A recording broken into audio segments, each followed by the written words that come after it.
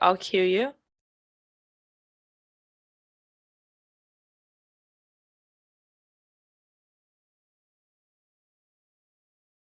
You're live.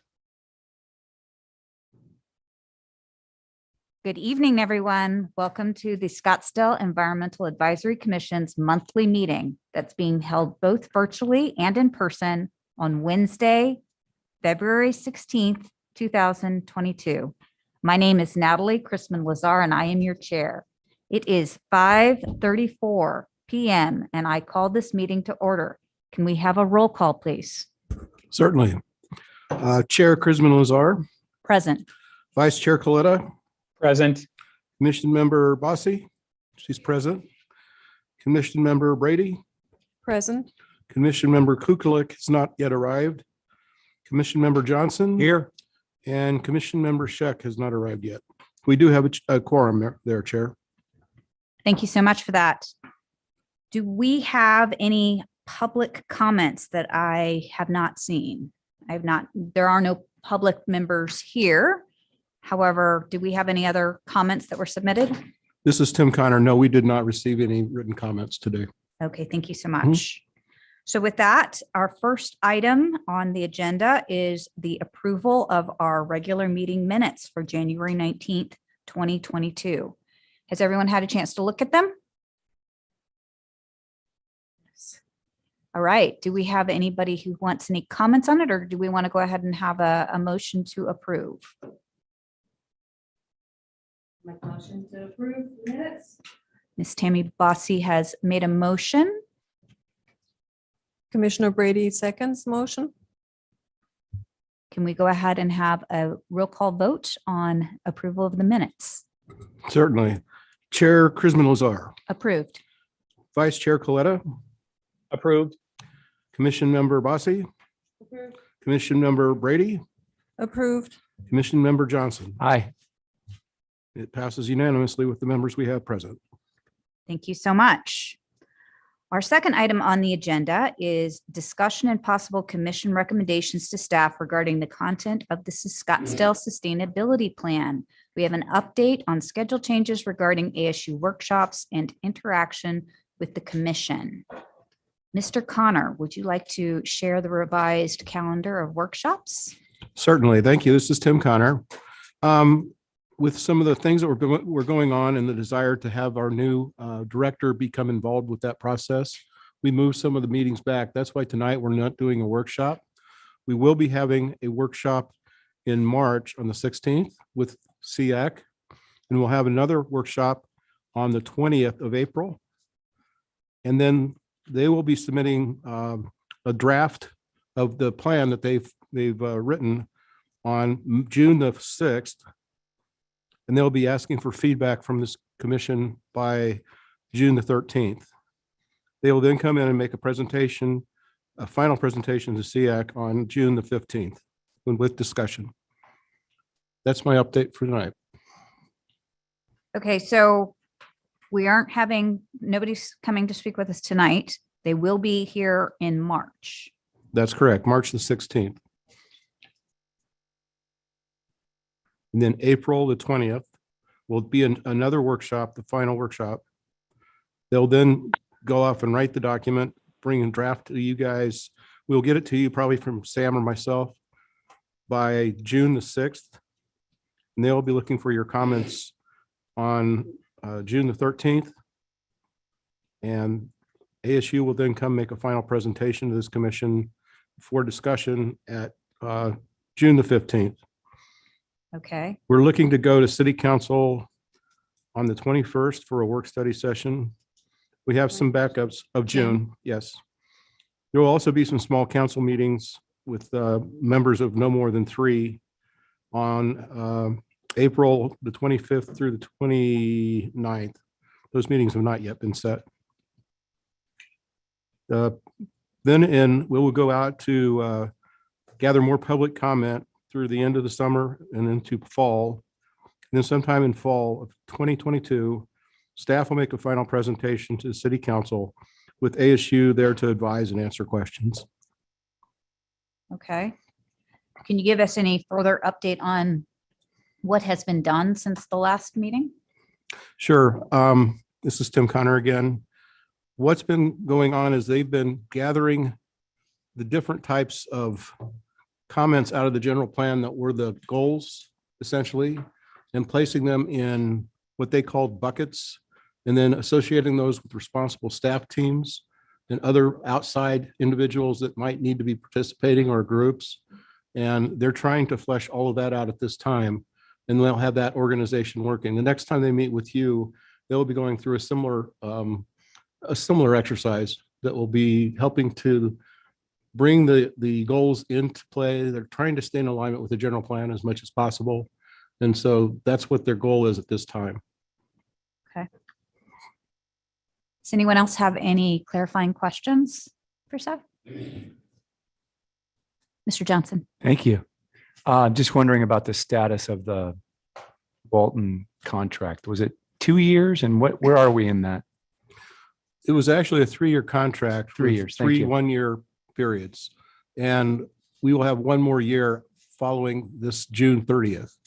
We'll have one more year to extend a contract with them. What that entails, we've not come to grips with yet, but we will be working those details out and writing a scope of work with them during that same period, probably in June, trying to get that Okay. together. Yeah, I'm just trying to recall I'm thrilled that the sustainability plan is moving forward the way it is, and that you got the whole schedule. I'm just trying to figure out the next thing, like, how did we decide on that would be the project? Did that come through here? Did that go to council, or just curious? I can't recall. I'm sorry. It did come through here. It was one of the things that we had agreed to. Okay. And because we had done the urban heat island study in the prior year, and I'm getting the final documents finally for that. Uh-huh. And those will be posted online here shortly.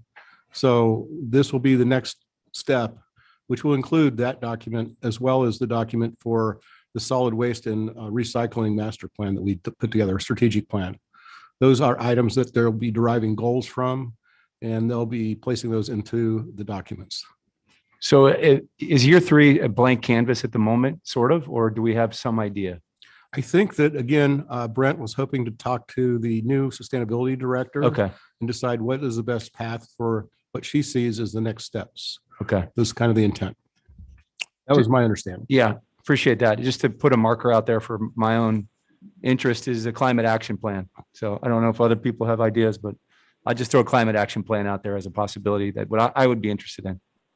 Thank you. Thank you.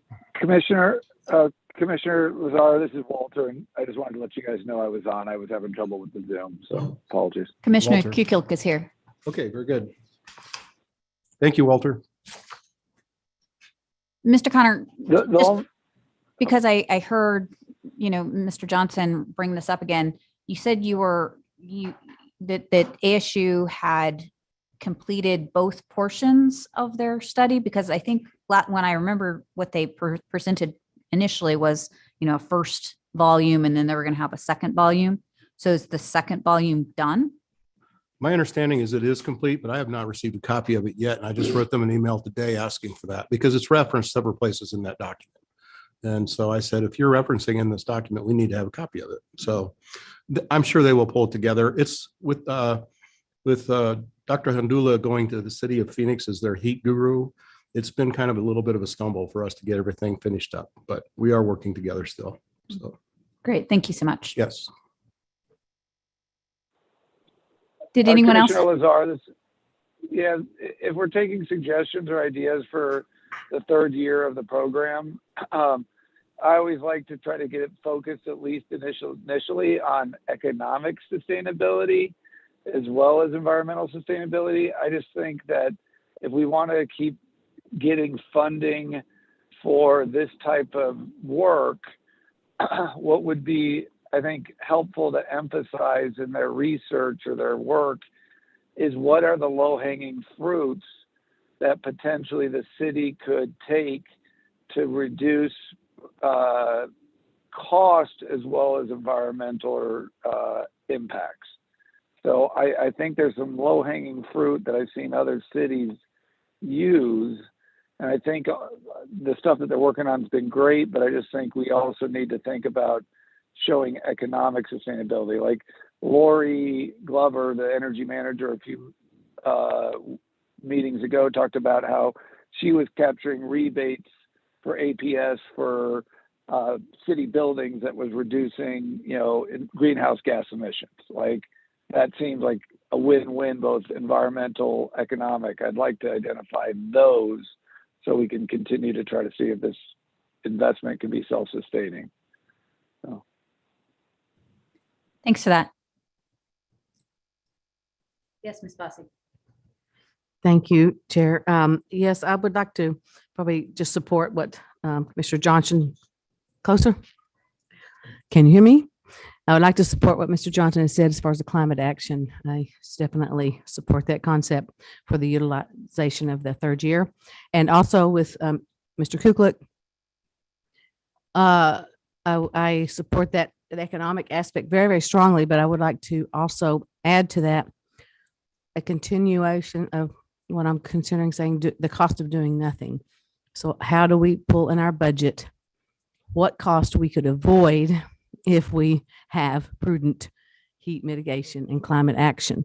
I think that's the key thing that keeps getting missing. We see it all as a big expense instead of connecting the dots, that it is a trade-off of expenses, and the pain is much less if we do the prevention route rather than trying to clean up everything that's being caused.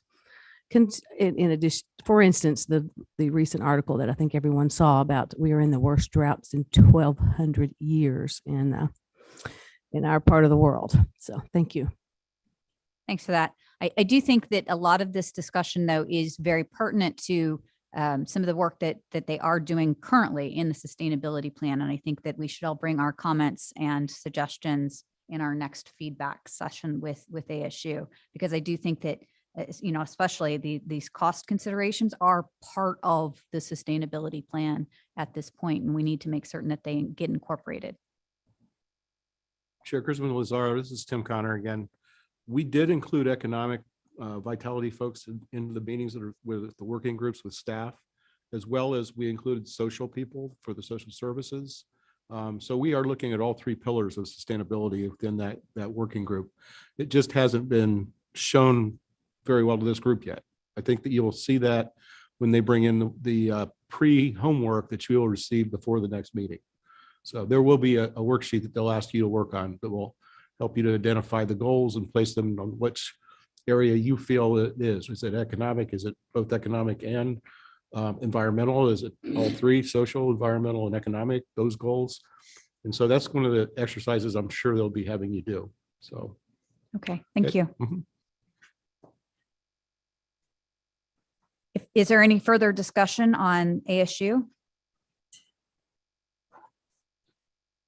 If not, I'll go ahead and move on to our staff summary and discussion of the regulatory standing and city responses to citizen concerns about fuel-powered leaf blowers and mowing equipment. Mr. Brown. Thank you, Chair, Commission members. This is Staff Member Sam Brown. And I will present somewhat of a qualitative summary without the numbers. Dealing with leaf blowers are all over the map, whether you're looking at gas powered or electric.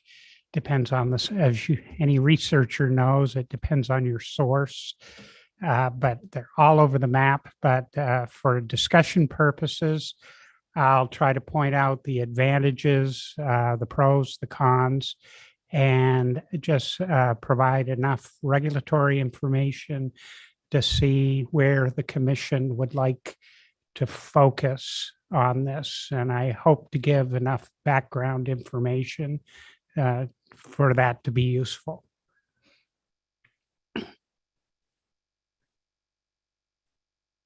Just like I say, qualitatively speaking, for specs, gasoline, oil, and when we say gas leaf blowers, they're almost always gasoline and oil, either premixed or oil injected, hence the hydrocarbon emissions. So exceedingly great on them. 2-stroke, there are 4-stroke, but that's way too much detail. There's still hydrocarbon polluters, but as far as airspeed, the advantage at this point goes generally to gasoline blowers. Noise, electric blowers have a slight advantage over gasoline. However, that's operator dependent and power dependent. Some electric blowers, the big backpack ones, can approach the 90 decibel range. It just depends on the model, whether it's used for professional landscaping or home use, things like that. But weight, electric definitely have weight. And why these noise, weight, position are important. Certain progressive states are looking into the social justice issue of most commercial leaf blowers are operated on the lower wage scale, and hence the physical strain, hearing, stress, as well as respiratory issues associated with that. Position, almost exclusively gasoline or backpacks. The homeowner almost exclusively has a hand operated blower, but more professional, newer units, more powerful electric blowers are backpack mounted. And right now, just like with electric cars versus gasoline cars, the expense for professional models, the electric units at this point exceed the comparably powered gasoline one, but that gap is narrowing. Pro for a gasoline blower, top power, portability, and all-day duration. It operates continuously all day as long as you bring your gas can along.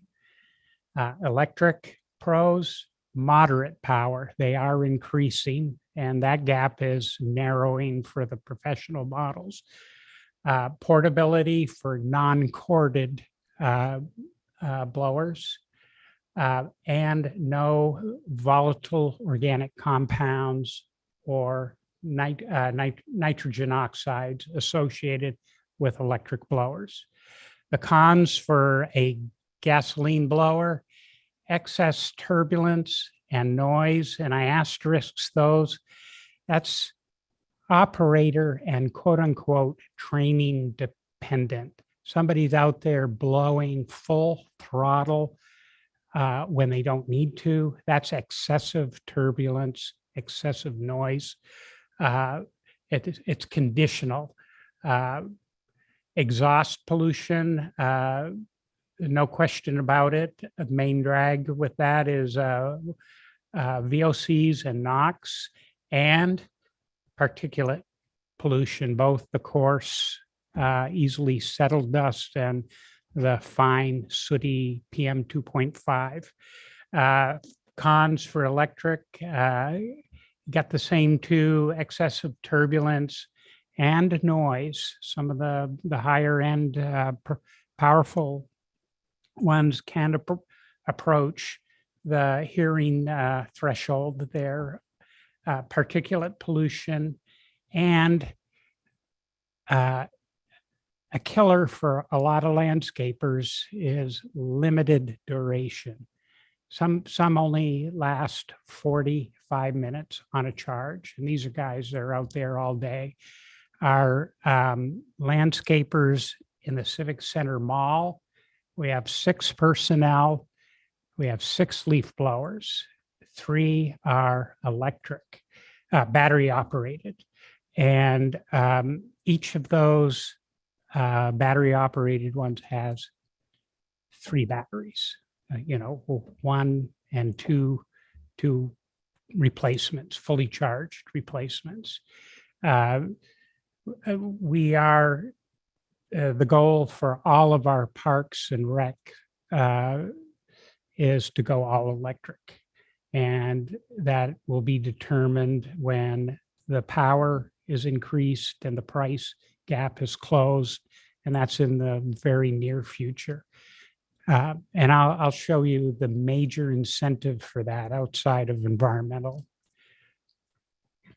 But the very few complaints I get, and I get them through the public report a problem web form, easy form, it's called, right on the main page. And you select health, environment, health and environment. That comes to me and to Tim. I get very few leaf blower complaints, but I get what few I do get seem to be from careless use. Somebody, an HOA landscaper, blowing right outside their bedroom window at 5 a.m. or right next to the exhaust fumes going into the building intake air or things like that, but very few. I get more mosquito complaints than leaf blower complaints, just relatively speaking. But some of the people that call in an unrecorded complaint, they all cite how everybody's banning leaf blowers. Well, here are the stats on leaf blower bans by state. Only 15 states have some kind of outright ban.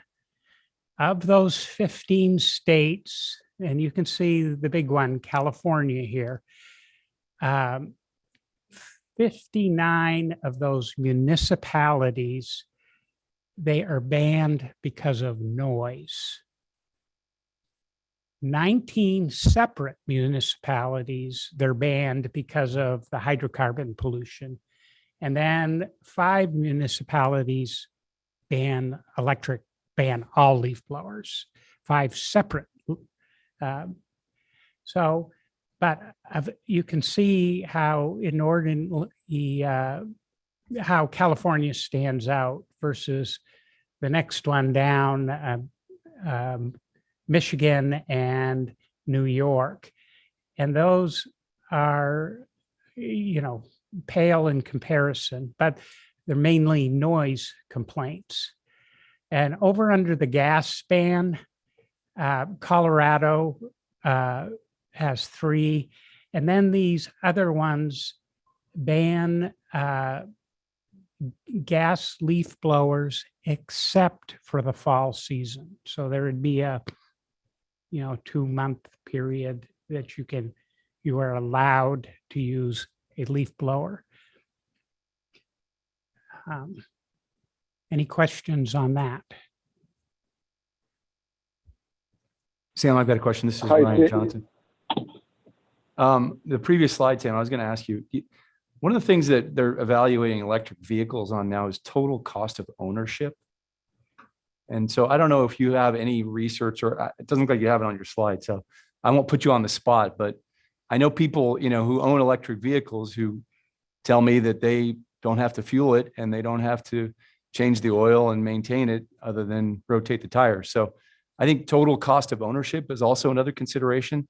I don't know if the longevity, the life cycle of an electric blower is 10 years versus the average gasoline one that goes 2 years and you have to replace it, but just another consideration for you, Sam. Thank you, Commissioner Johnson. And that is all in consideration because of the price gap is closing, but the major consideration is durability in purchasing an expensive unit. Is durability, and that comes into play. And I agree, you avoid fuel, the mess, the cans, the handling of fuel. You plug in batteries, let them charge overnight, and you're done. So, yeah.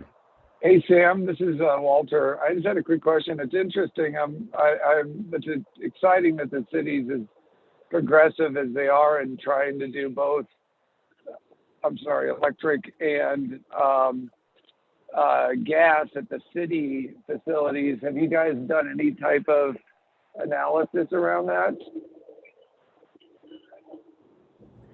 Walter, yes, I'm not going to say it was an in-depth research, but it's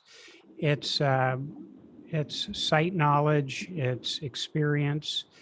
The electric blowers work very well in and around buildings, sidewalks, pavement areas. However, when you're trying to move, 3-foot deep piles of leaves during the fall or things like that.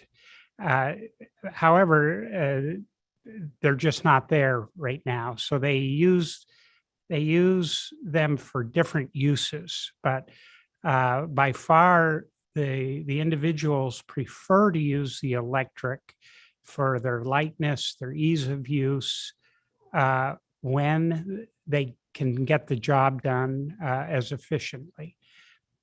Right now, there is still a need for the power when working around the heavy leaf fall.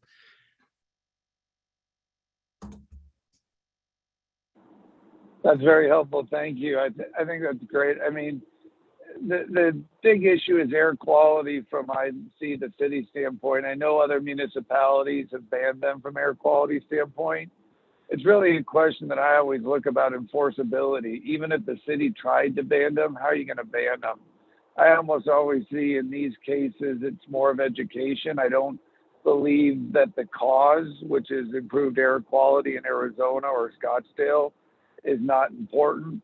But I think enforcement, if you're going to, I'm a big believer, if you ever try to enforce things or create a law, you have to think about how you enforce it. And I don't see how you enforce something like this. I think it'd be interesting. The only outcome of this that I think would be supported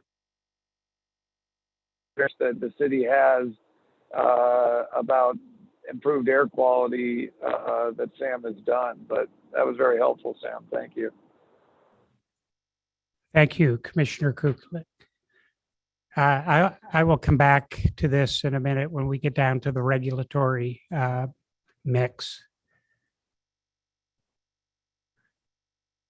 This is, even though it has numbers on it, I'm still going to call this noise scale qualitative, because the numbers I have seen here, where it lists a 2-stroke backpack as 90, I think that's a much, they are in fact known to go up to 115 decibels on that, definitely above the hearing threshold for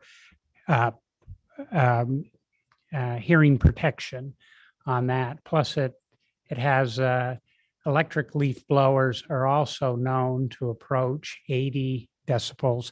And it depends on the individual unit, what you tested and how you operated, how hard the surfaces are. So, but it just kind of gives you qualitative sense where they're at.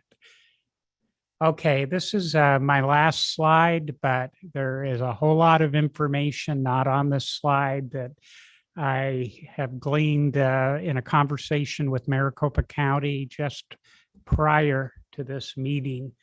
I'm going to start off by saying Arizona, the state, has no statute banning leaf blowers.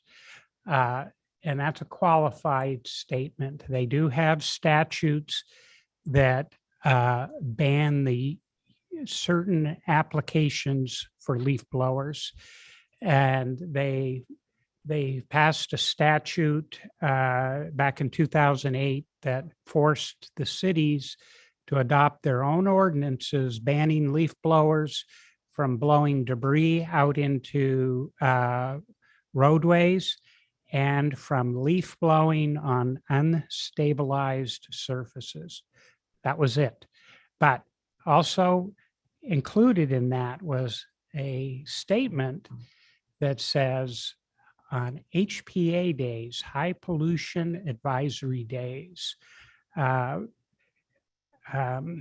forecast by DEQ, prohibit employees or contractors of that city, any city in area A, kind of Maricopa County, if you will, from operating leaf blowers unless they have a special dust control permit. But that's qualified in that on an ozone high pollution advisory, you may use, you'll never see this in writing, you may use an electric leaf blower because they originally were banned for the hydrocarbon, the VOC and NOx pollution of the gas blowers. But Maricopa allows electric blowers on those, as you can see right here. So for some 50 odd HPAs we had last year, I issued an email every morning that said all city employees and their contractors are restricted from, no blow, no burn. And if it was a PM10 or 25 day, no off-road travel, that type of thing. So the city had great communication on that, but we'd get city complaints. Why is McCormick Ranch blowing out in the median on these Well, that state statute goes to governmental agencies only. And my conversation with the city or the county business ombudsman, he had a deep history on all this. He said back when Governor Napolitano was in, this was the world's biggest deal. They wanted to promote leaf blower education. They had a House bill going that would have required printed literature upon the sale of any leaf blower, and for commercial landscapers, anybody operating a leaf blower would be required to have training on that leaf blower once every 3 years. And just in the interim, there are just such a disconnect at the state level. The county never picked it up. And he said that the state, in the preamble to some of these statutes there, it was so clear that the intent was that the cities would go above and beyond the bare minimum. And he said no city has done that. They abide by the leaf blower ordinance P25. Don't blow in the roadway and don't blow on unstabilized. And it's set dormant regulatory wise for all these years. The ombudsman stated that the director of Maricopa Air Quality and his office would come to any meeting for a municipality that wanted to go above and beyond support and speak. And he was fired up. Like I said, this was just before the meeting. So he no longer works in that field, but he will send me, this was before the internet and printable documents and all that. So he has old files of all this history. He's going to send me those now, scan them and send some of the background behind it and some of the intention behind some of the existing works and some that never got off the ground. So we do have city ordinances that verbatim on Maricopa County Rule P25 on the leaf blowing. But those only apply, this is Natalie, they only apply to city employees and their contractors, or do they apply to everyone? Well, this is how it's worded. If you go to the Maricopa County Clean Air Make More site, they'll say restrictions in place, no leaf blowing. Well, there's no enforcement to that. It's like a voluntary restriction for everybody but governmental agencies. The county, sheriff's department, city organization are restricted from leaf blowing on HPA days by that ordinance, by the county ordinance and by our own city ordinance, and our contractors doing landscaping or construction or anything like that. Except with the electric. This is. Well, Hey, This and is Sam, Commissioner this is Bossy. Walter. Quick question. I'm sorry, Sam. Do you know how many the high pollution days typically happen in Maricopa County on an annual basis? I remember looking it up a while back. I thought it was around something disgusting like 25% or 60 days a year or something. It was quite a few. Do you know roughly on an annual basis how many high pollution count days there are in Maricopa County? Roughly on Well, an annual. thank you, Commissioner Kuklik. Just roughly speaking, we had, I'm going to guess, 45 ozone HPAs last year. And those were mainly temperature and sun driven. And why we had so many is they lowered the ozone standard, and which triggers the air quality index, which triggers the advisory. So we had 45 ozone HPAs, and I'm going to say less than 5 or less PM10, PM 2.5 days. And 2 of those PM 2.5 days were Christmas and New Year's fireworks.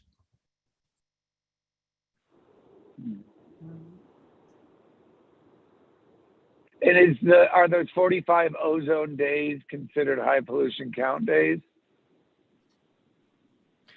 According yes, to the Maricopa County statute.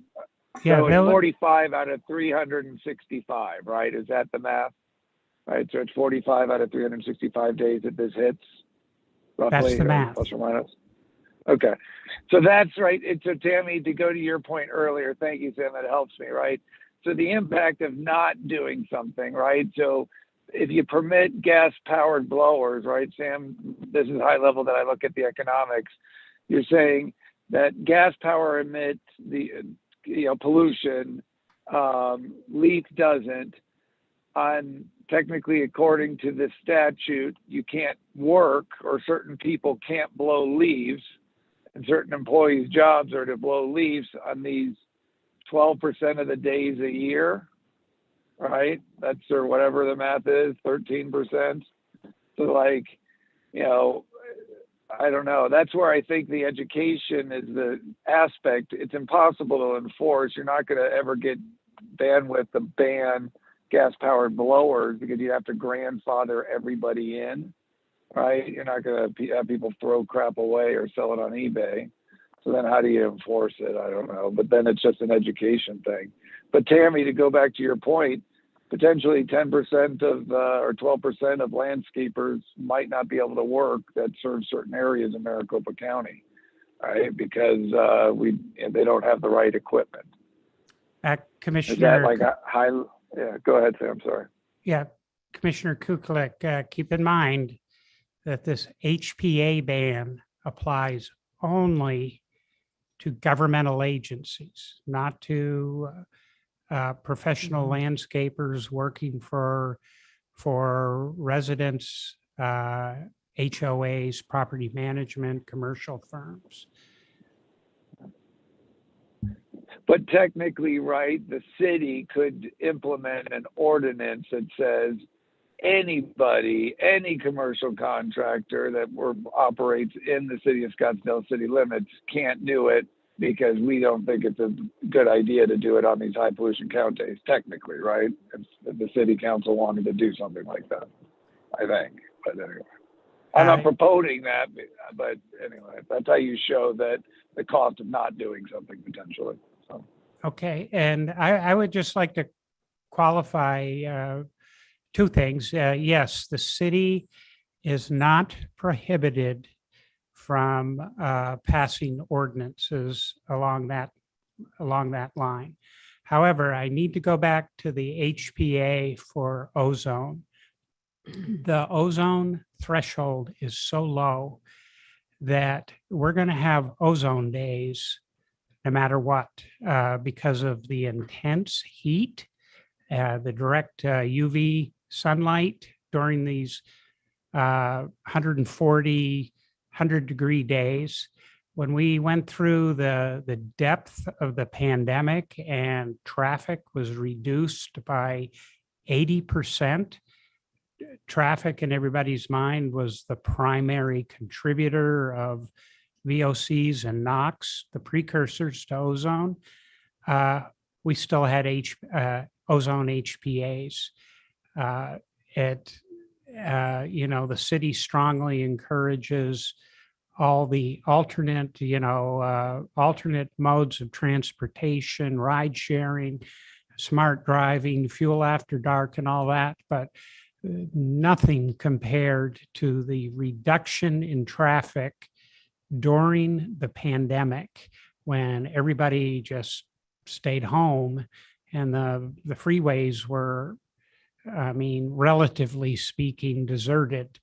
And yet we never saw a dip in the ozone on that through the summer months. So I'm just saying the leaf blowers are polluters, but on a relative scale, they can't compare to the automobile, to diesel trucks, to the elephants in the room. Thank you. I do have one question, Sam. Do we have a noise ordinance? Do we have a noise ordinance? To my knowledge, it's more of a nuisance. Yes, we have a nuisance ordinance that they use to enforce large parties and things of that nature. That's done through code enforcement. It's not intended to enforce leaf blowing as a noise. It's just not. We don't have any restrictions on motorcycles, anything of that nature. The city of Phoenix does. And so that's why I ask. Yeah. Because I know I've had to do work in the city of Phoenix, and there are very specific times when you can start work. Right. And so I was just asking. Well, this is Tim Connor again. We do have a restriction on when construction can start, and that moves with the season. So, when we're in the summertime, they can start earlier. When they're in this period of time when it's much more tranquil out there, they start later, and we do enforce that. But that's more of a work or not work type of situation. Thanks for that. Ms. Bossy? Thank you, Commissioner Bossy. Speaking, just a quick question to follow up. Still can't hear me. Must have low voice syndrome tonight. Would it be possible to look a little bit further into the cost of long-term cost of owning and maintaining an electric blower versus the gas, just so we could add that data to this wonderful data that you've put together here? Is that a possible additional bit of data point that we could investigate further, to Commissioner Johnson's question? As I stated in the beginning, I am open to following the direction of this commission. I have an email from our Parks and Rec director who stated unequivocally they are moving to all electric sooner rather than later. like I said, they replaced half of theirs on the Civic Center Mall. The tennis court people have electric. And I forgot to mention, the incentive is to be able to operate a leaf blower on an ozone HPA day. They are incentive driven, but right now the constraints are the power and the expense, but that he assured me that gap and the technology is narrowing. It's within reach now. And I suspect it's, what do you call it when somebody gets old and ready to retire, like me? You get a new model when the old model expires. So, yeah. So it's the tendency is to replace an old model, especially a smoky one that cannot be maintained with an electric one, rather than a fully operable, fully functionable, just put that on the shelf and buy a new one. So those are the budgetary constraints. I'll think of that word. I know it's a common word, but yes, the intent is a one-for-one replacement as these degrade. Which need is to be replaced. excellent news. Just this, the same thing. If the budgeting include lost productivity, lost work hours, and if it included if it indeed is cost less to operate instead of just what's the upfront price, it does make a huge difference on how do we evaluate the decision and how quickly. If we're only looking at, I've got to pay $1,000 for this and $1,300 for this, well, that's a different discussion point. So anyway, it's just if maybe you might ask if they happen to be monitoring costs to operate those, since they already sound predisposed to be transitioning anyway. Yeah. That sounds like that's And the wonderful other news. thing Thank is you.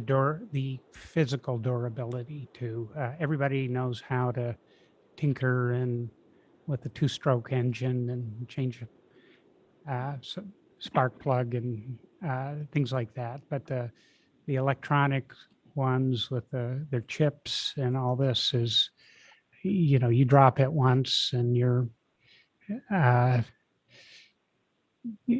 don't fix it right there. You pay almost half or total cost to get it repaired, that type of thing. Yeah.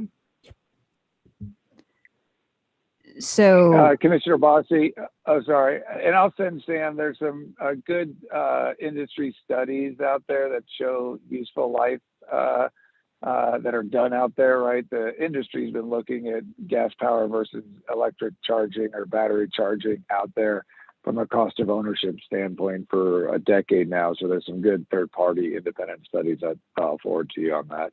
What I recommend, Sam, just as a highlight, the same analysis that the city has done or is evolving here on the gas-powered versus electric for leaf blowers, to hit on Commissioner Johnson's comments earlier about electric vehicles. If we were to gain anything from this conversation that I think would really be impactful, that I've already seen studies done by other municipalities, is moving towards electric vehicles. So that would be more interesting for me in terms of a big impact by the city moving to electric vehicles in addition to electric gas-powered blowers, because then the economics that, as Ryan said, I think blow away the economics for what you might save on leaf blowers. That's the type of stuff that I think that Walmart or whatever at Walton Center for Sustainability should be studying, because I think that would have thousands, if not tens of thousands or hundreds of thousands of dollars of impact on the city's savings. So anyway, and air quality improvement. thanks for that. Does anyone else have any other further comments on this topic? I mean, realistically, this was all brought to us because we had a citizen concern, and I think it was about noise, but specifically because we've had other issues brought up associated with leaf blowers. Sam agreed to go ahead and give us this presentation. What we need to do is think about where we want to take this. Is this something that we want to take up and continue to evaluate? Is this something that we want to focus perhaps on the city's experience and maybe highlight that, maybe try to put that as a study that might be useful to convey to the public? This is, basically, I think that it's a success story in terms of being able to show that the electric blowers are something that you guys are going to for a reason. I mean, maybe that's a useful story that we could share with the public.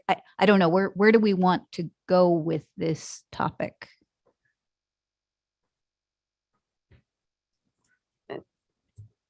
Ms. Brady. Commissioner Brady. I just wanted to mention that it sounds to me, from what I hear here, is that the impact of leaf blowers from a pollution and also from an ozone perspective are not the big contributors here to our air quality issues. Noise is more an issue here for our citizens, I think, than the actual pollution. If we're concerned about pollution, I think we're better off focusing on something bigger than leaf blowers, although I don't want to discount citizens' concerns about noise, but I'm not sure that that's really something that we should be looking into, noise issues. Thank you. Mr. Brown. This is Sam.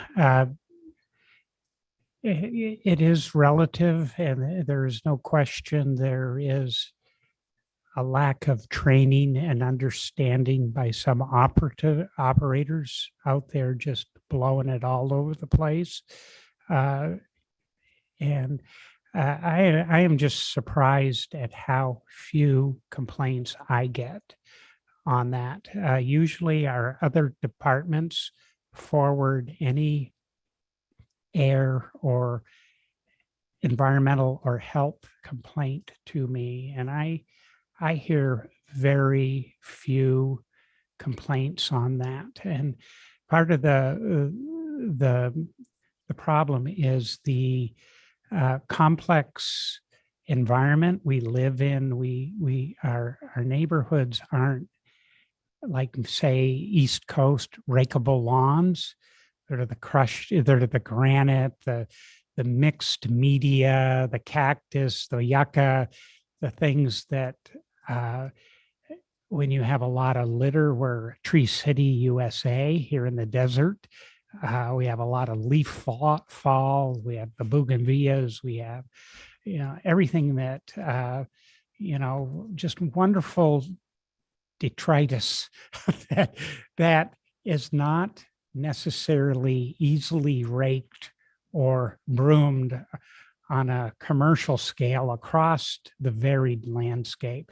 And I get the sense that people kind of sense that you're not going to see people raking in the medians or over here in these desert yards, xeriscapes or something like that. A lot of it is doable, but I think people see the air pollution. You can see it.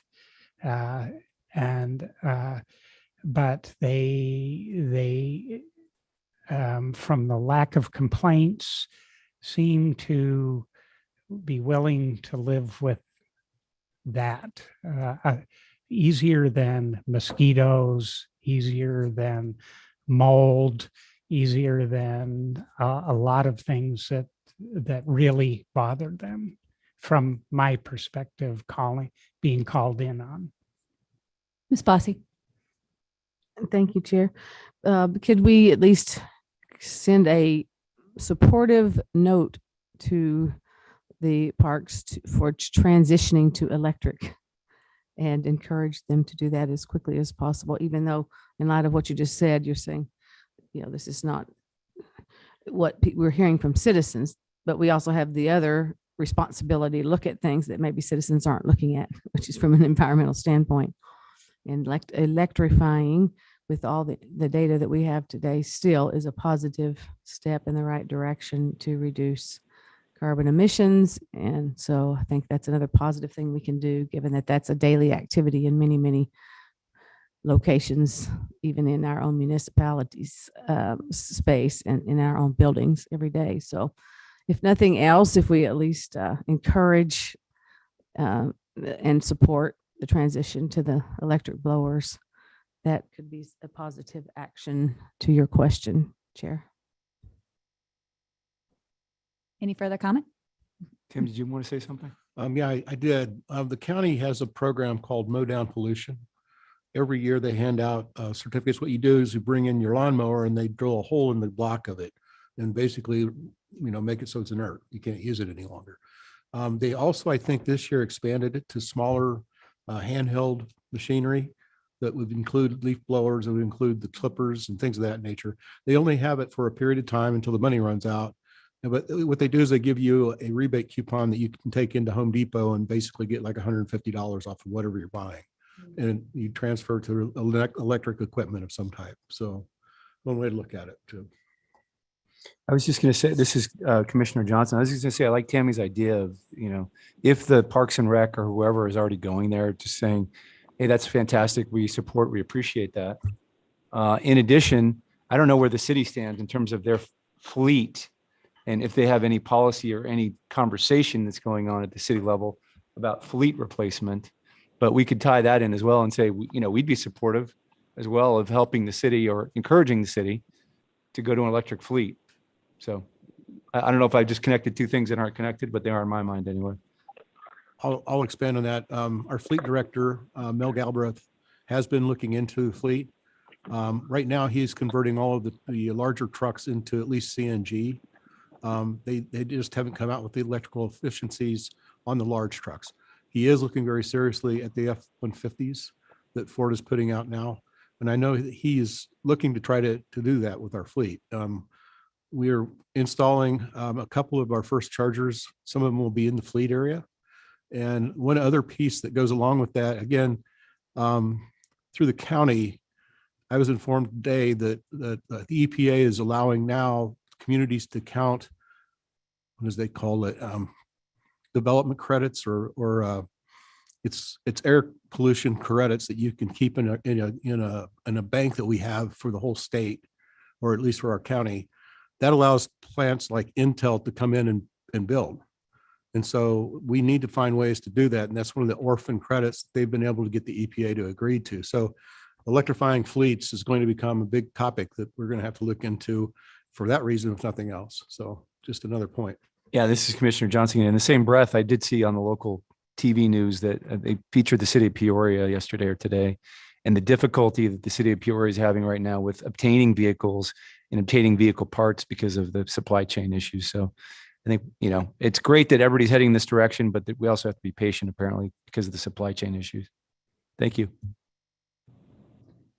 So does anyone have any motions or any suggestions on what next steps should be? I mean, I think I'm all in favor of definitely recognizing parks in this transition and perhaps tying it into fleet-wide types of recommendations. I mean, we could recognize parks for what they're doing in a note to council, or we could just recognize them, sending them something just straight to parks. Well, a couple of quick questions, Commissioner Lazar, regarding, and just to make sure I understand, there's a city parks department, and maybe this is a question more for Tim. Isn't there also like a city facilities? Like, aren't there different people that would operate leaf blowers? And I guess my question, and this is out of ignorance, parks is one people that own and operate gas-powered blowers, but I assume there's other departments that also operate. Is this a citywide initiative, or is this just a leadership position that Parks and Rec is taking? Mr. Brown, were you going to answer? He wants to understand if there are other entities within the city organization that would utilize leaf blowers besides parks. This is Sam. Yeah, of course, Parks and Rec is the largest one. There may be individual small electric blowers at or in around, just for custodial uses around like senior centers, or just for light maintenance, not for the heavy leaf load and things like that, parking lots or things like that on a custodial usage. But by far the parks and rec and like I said, the Civic Center Mall area, when it was fully grassed and all open and all that, we just had 6 personnel with 6 leaf blowers, not active, but just available on that. Other parks might have 2 or 3 at the most, but they've all indicated that their preference is to go electric, primarily to be allowed to use them during these 45 days a year that gas powered are restricted and unable to use them. Thank you.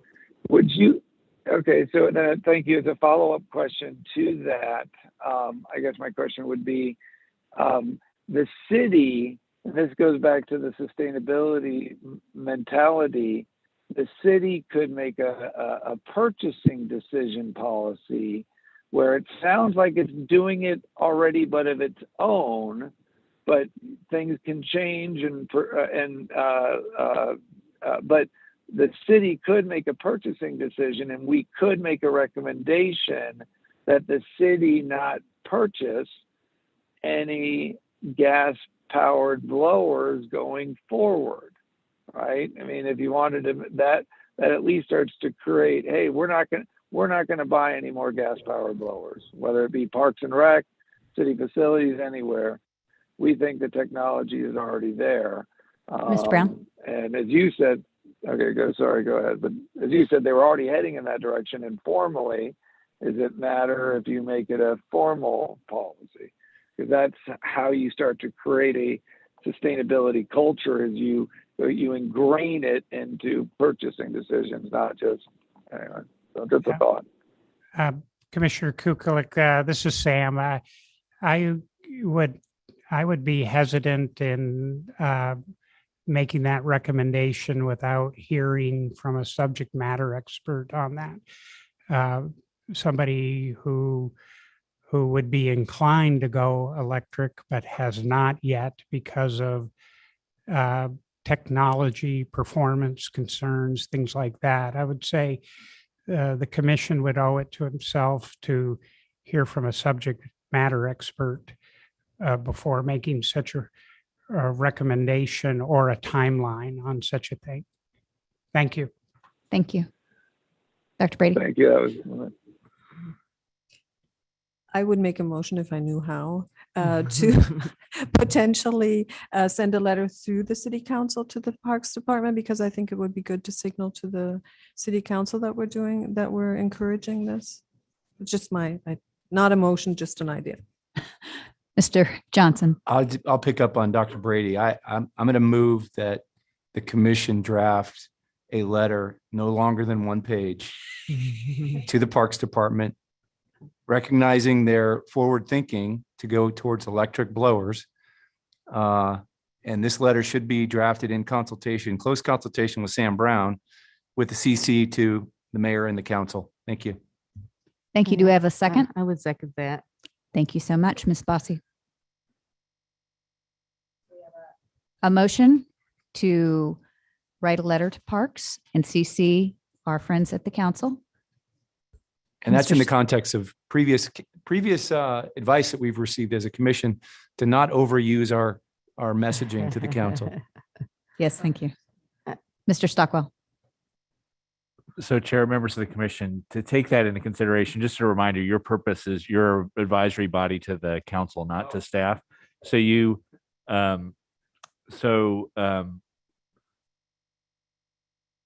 so there's 2 things there, and I'm remembering back to a conversation that Commissioner Bossi and I had when we were drafting the whole purpose thing. So I think there's two ways forward. You could certainly make a recommendation to the council that they consider recommending to staff or, or directing the city manager this, that. The other thing I think you could do is you could, as a commission, ask the city manager if the city manager would like to, is receptive to hearing your advice about this electric leaf blower issue. It's really just a recognition. It's not a recommendation. It is recognizing staff as opposed to providing any type of. And where I'm going with that is remember if you recall your purpose is that the city manager can send stuff to you for your advice, right? To ask for your advice. And so I think what you're trying to say is, we don't want to send a letter to the council about this, but we want this to be an issue raised at the staff level. So, so I guess here's where I would say it to fall on this is send a letter to the city manager, the assistant city manager, saying that you've discussed this issue and that you think the city should look at this. And if you were to be asked your advice, this is the advice you would give, and leave it at that. And I think that would be well received. And you could, of course, copy the mayor and council on that. I'm just trying to keep you forward within your scope. Okay, thank you. So, Mr. Johnson. I'm going to withdraw my previous motion and move what Mr. Stockwell just mentioned. Thank you. Thank you. And Ms. I'll Bossi will second second it. And when I say this, can we have someone who is going to raise their hand to actually write this? Mr. Brown. Yeah, can I get clarification on the motion? Was it to acknowledge or recognize Parks and Rec's movement towards electric to an attaboy? Yes. Okay. Yes, it is Thank to you. recognize. And I think just to add on to what this is Johnson again, to add on what Mr. Stockwell said, it's also to indicate our willingness and openness as a commission to dig deeper on this, to chew on this more, if he has an interest in it, to recognize, our appropriate role in the city. Yeah. I mean, I think excuse me, Ms. Bossi.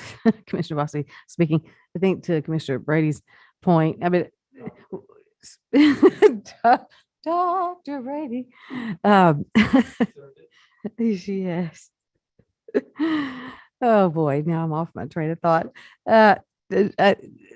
We have lots of different things upon us. We just were trying to simply keep this as a recognition and not make a big deal about it. In this particular case, if we were to make a big deal about something, it sounds like it would be electric fleets, which would be another agenda item. And so I don't know if that's all we were trying to accomplish, was just simply say thank you. We weren't trying to really supercharge this at this moment, right? We just wanted to encourage positive action that we see happening. Well, So how do we do that? let me try to amend my motion again then. Could we write a one-page letter in close consultation with Sam Brown to the city manager to commend the Parks and Rec for their action on electric blowers and to indicate that we would be open to having further discussion about electrification of the whole fleet? And if the city manager wants us to look into that, we can do that. Okay. But when we go, And you don't have to agree with me that's just the motion.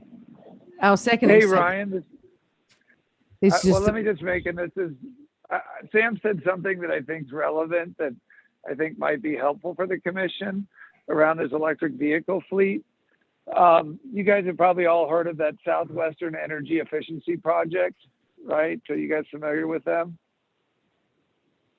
Sweep? yeah. Okay. Right. They did a study about a year and a half ago or 2 years ago that looks at the cost of ownership and of electric versus gas vehicles in Arizona. I know the lady informally that I think the local director is still here. It might be helpful before going back to that subject matter expert, that before we make a recommendation, I think it'd be interesting to have Sweep see if they would present to us their findings from that cost of ownership study for electric vehicles at one of the next 2 or 3 commission meetings. I totally understand the need to go into further research, but I think for this particular motion, can we go ahead and see if we have a second? Well, so my only question about that is it, because our agenda item is about blowers, it's not about fleets. So I just was wondering, I don't think we could actually expand that's why I'm this saying conversation that- today. I think we had to put it as a next agenda item. And so maybe we put it on the next agenda item for fleets, and then we put the two letters together so we don't have two things. If we could do that, maybe that's the best resolution. And so then we could merge the letter. Well, I think that the motion actually was just that we would be in favor of further research into the matter. And so therefore, But he added fleets, which is a Well, different if- in the motion. well, I mean, it would be that we would be in favor of looking into fleet in the future. But I don't know if we can do that since this doesn't say that. I don't think we can take action on fleets. We are taking action to send a letter. We are taking action. We're a motion and a second. That's definitely taking action. So do you have an amendment to the motion, Tammy? I think we do that letter, but we table the conversation to see if we could have at the next meeting more information about the fleets and then merge the letter as an Okay. approval for the next meeting, just so we make sure. we're I in will withdraw my compliance. motion until the next meeting, Okay. so we can properly agendize The fleets. and then have a motion next time that encompasses the mowing, leaf blowing, and the fleet. And then write a letter to the city manager not to exceed one page in close consultation with Sam Brown. I would just ask, this is Sam, I would just ask the commission if it would be better to focus on one item and not Agree with that. divide the effort into a diluted for effectiveness. This was an Okay. agenda item and it got a lot of discussion and focus, and there's a lot more work to do on it. And when you start adding onto it, it divides, it takes away from the one issue we spend so much time on tonight. And- That's what my recommendation was to your edit, Ryan, was just to remove the fleet thing, get that letter out. But I think we're all interested in fleet. And I just meant like in the next 2 to 3 meetings, it'd be helpful because I think we're all interested in it and it plays to the climate action plan stuff that you talked about. So my recommendation was to keep your nomination or suggestion, but just remove fleets and then just see when Sweet can come in. I'll pass their profile or research that they've already done. It's published, so we can read it, and then we can tackle fleets in the next couple of meetings. So I would support what Sam's saying. I just remove fleets from your nomination or suggestion. Or could we, this Commissioner Bossy, could we just simply ask if Sam, in your next conversation, you relay that we support what's happening with the fleet, with the blowers, and then we move on and we focus our efforts on fleets? Does that make sense? That makes sense to me if that's what we want to do. That's okay. And in compliance. Is that acceptable? Can we do that? And we spent a lot of time on this. Okay. So thank you. Commissioner Johnson, just to summarize, the action then is there's no motion, there's no letter. There is simply a suggestion to staff, Sam Brown, that he relay our conversation to the Parks and Rec or to the city manager and give them an attaboy verbally. I think Dr. Brady has something. I guess I just wanted some satisfaction. Maybe we should just write the letter, and I'm willing to do the motion and write the letter without the fleet. Just saying that we're recognizing the Parks Department's Okay. efforts. So go Nothing back to the about letter. fleet. Okay. All right. Then is I a second that. motion? Commissioner Okay. Johnson. There we go. Okay. So we have a letter to recognize and thank, Hmm. and we have a motion. So can we go ahead and take a roll call vote? Certainly, Chair Krisman Lazar, Approved. Vice Chair Coletta, Approved. Commissioner members Bossy, Approved. Commission Member Brady, Approved. Commission Member Kukulek, Aye. Commission Member Johnson, Aye. and is Commission Member Scheck here yet? Approved. Very good. Thank you. It's welcome. passed unanimously. That's how you make sausage right there. Thank you so much. Thank you so much. So we're going to move on to item 4, which is a discussion and possible commission recommendations to staff and or city council regarding a pilot tree inventory project launch for Earth Day and Arbor Day celebrations for Greater Scottsdale. We have Commissioner Brady, I think, who has been working very hard on this, as well as Commissioner Johnson. Would you guys like to give an update?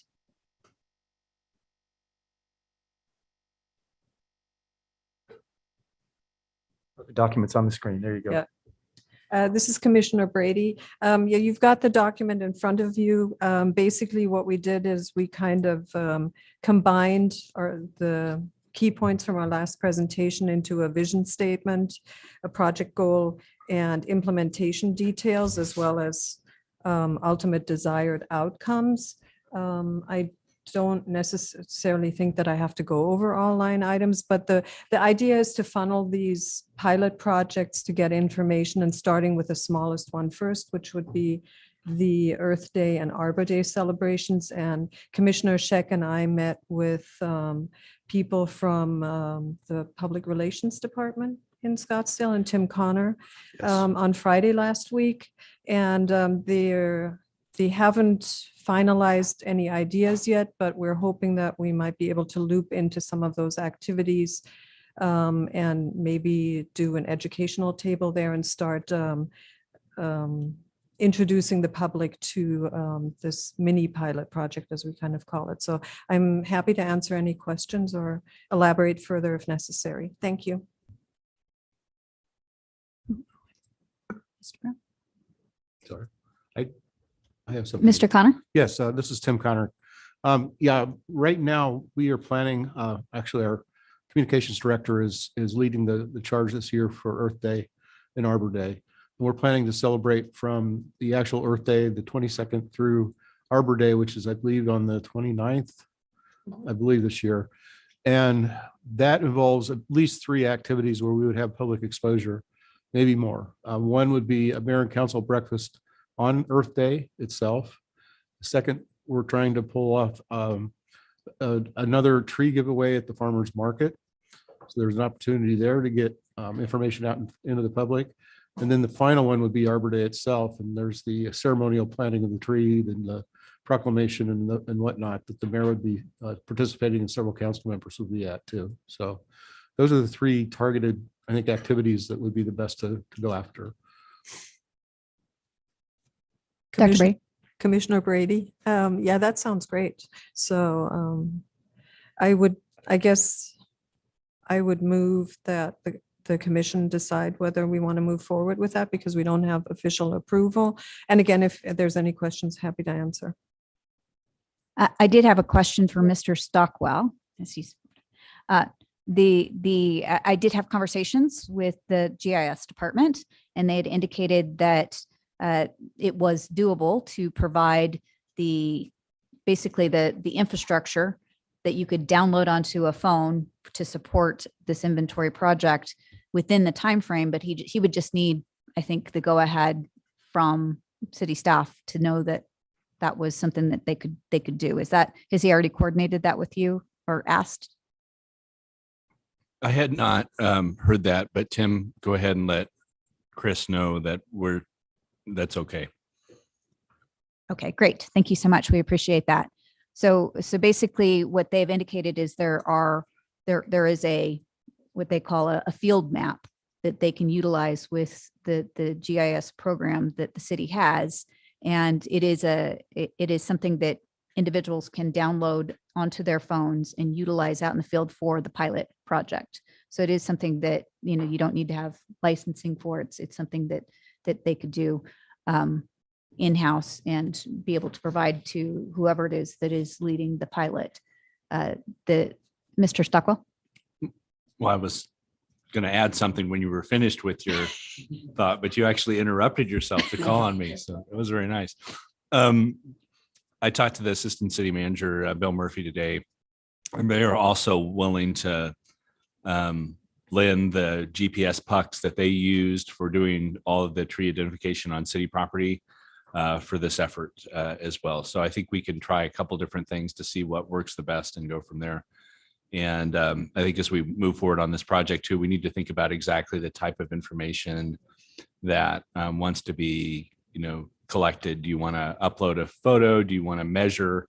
So in our system, we measure at chest height, the circumference of the tree, so that it has that, and they do certain other things like that. And so I think that's the details still need to be worked out, but we're happy to support this and the citizen science effort. And then also, I think trying to build it into the work that the library does as well. That other comment I'll make is that as we think about scaling this, I think we need to have, continued conversations, because at this point in time, we don't have someone that necessarily could manage an additional 25 to 1,000 volunteers in that. That doesn't mean that it's insurmountable. We just need to think through the details on that.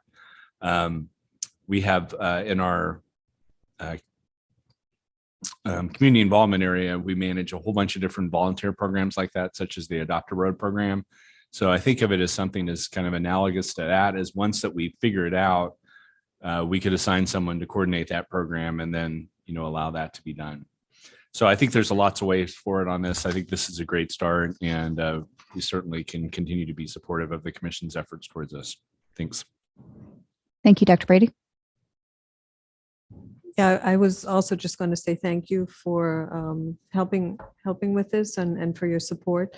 This is why we're starting small, is because we want to see what is the reception and how are we going to go about and what kind of data are we going to get.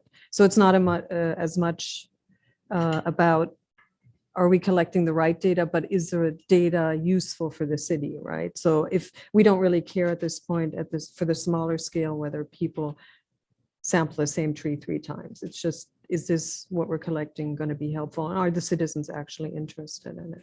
But I do appreciate the support. Thank you. Thank you. Do we have any other comments on this? Were you requesting a motion? Do you want to make a motion? I'm making a motion for the commission to support the mini pilot project for the citizen science-based tree inventory project. Second it? Commissioner Bossy, second? Yes. So we had the motion to go ahead and support the pilot project made by Dr. Brady, and it was seconded by Commissioner Bossy. Can we go ahead and have a vote? Certainly. Chair Krisman Lazar, Approved. Vice Chair Coletta, Approved. Commissioner Tammy Balsey, Approved? Commissioner Brady, Approved. Commissioner Kukulik. May have lost Walter. Commissioner Johnson Yes. and Commissioner Scheck. Approved. Motion passes.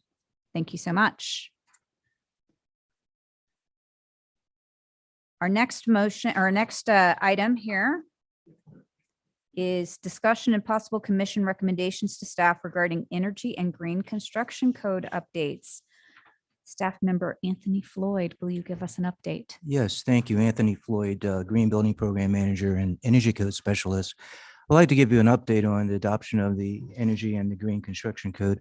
I'm passing out to the commission members here a copy of your endorsement letter of support dated from, I believe it's May 10th of this year, to adopt the Energy and Green Construction Code. There's been a lot of activity since then and a lot of public outreach and also presentations and input at the Building Advisory Board committee level. So I want to discuss some of that with you today. We actually received comments from the Central Arizona Home Builders Association, from the Arizona Multi-Housing Association, from the Southwest Energy Efficiency Project. Not all of them supportive. The home builders were in opposition to the Eevee charging and some other things. The Multifamily Housing Association was also opposed to the Eevee charging infrastructure requirements. And we received a letter from them. But we also received a letter today from the American Lung Association in support of the Eevee charging.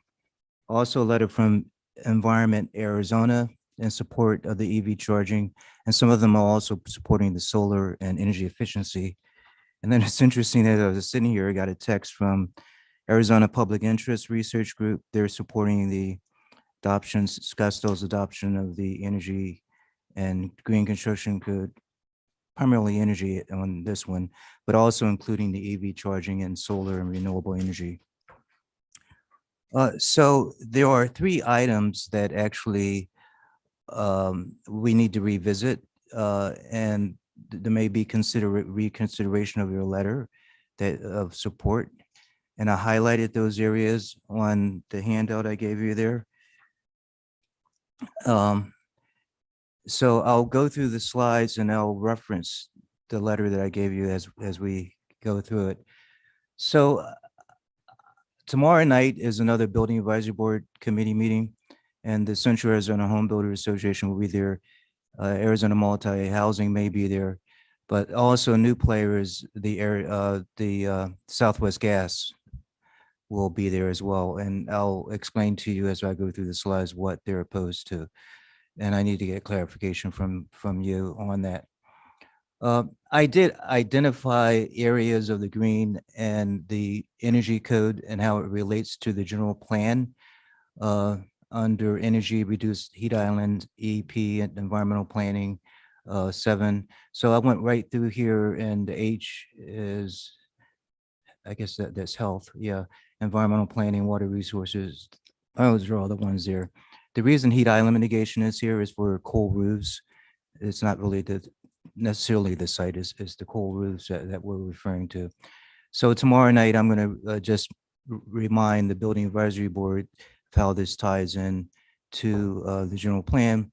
And they already know that you're in support of the energy and the green construction code. Next slide, please, if you can.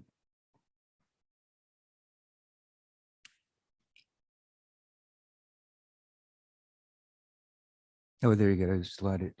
So the first one of 3 areas I just want to go through and get your input on is the EV ready charging requirements. It was EV ready. If you look at your letter, and I thought I highlighted it. Yeah, on the second page.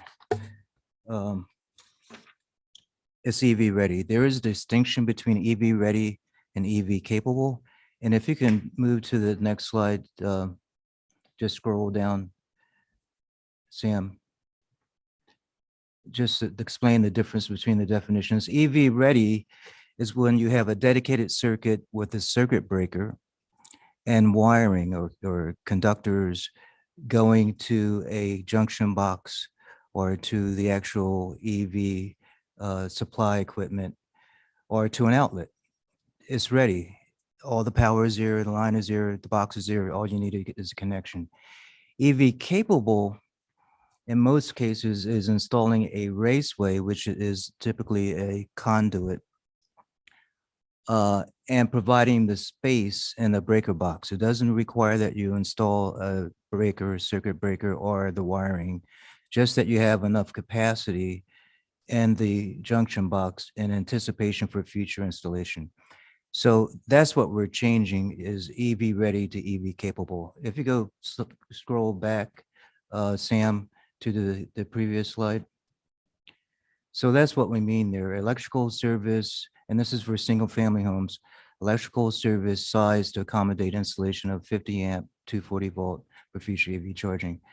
For EV capable multifamily, the recommendation was already EV capable. We're not making any changes in the multifamily. It's still EV capable.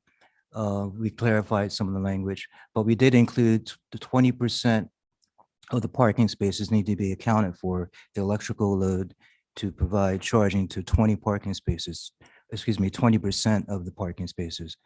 That's how you would size the electrical capacity, and having a dedicated raceway. The only difference under single family is that we're not going to require a raceway because usually in single family, you're running Romex, it's non-metallic sheath cable, it's flexible lines. You don't normally run conduit in single family dwelling. So we're just requiring the electrical capacity and a breaker space that's labeled for future EV charging for the single family homes. So the capacity is there, the infrastructure is in place. For multifamily, because of the sometimes complexity or location of the garage, it may be underground, it may be a podium type construction. There may be a great distance involved. There may be more obstructions. So we're requiring that a raceway be installed, which would be a conduit. But once again, no wiring is required to go through the lines, no breaker installed, but the capacity and the breaker space need to be provided and need to be capable. So let's proceed on to the next slide and just a few, yes. Commissioner Johnson, so what does this change do for the opposition that's lined up against it? Okay, the Central Arizona Homebuilders Association is opposed to it. And their main argument, and they provide us. I'm sorry, they're evidence- opposed to this change from ready to capable? No, sorry, they're opposed to the whole thing, Okay. actually. Okay. Yeah, but their argument opposed to the EV charging or EV ready at this point is that it doesn't consider the consumer preferences on the systems and the different systems for different vehicles. The main point is that there is not a one size that fits all solution. And that is true. The majority of vehicles can charge on a 40 amp breaker, but there are other vehicles that may not. And particularly the extended range vehicles. For instance, as an example, Tesla, a standard range is something I'm familiar with that we have. It charges on a 40 amp, but for an extended range, particularly in Model X or S with the extended range, it may need a 60 amp. And so when you select that amperage, you have to size the conductors, the wires appropriately. So the argument is if we're assuming what type of vehicle people are going to have, then they're going to, the contractors will install a certain size conductor. But what if the homeowner decides to go with a different vehicle? So now they have to redo that all over again. So what we're proposing now, we agree that it would make sense to provide the electrical capacity.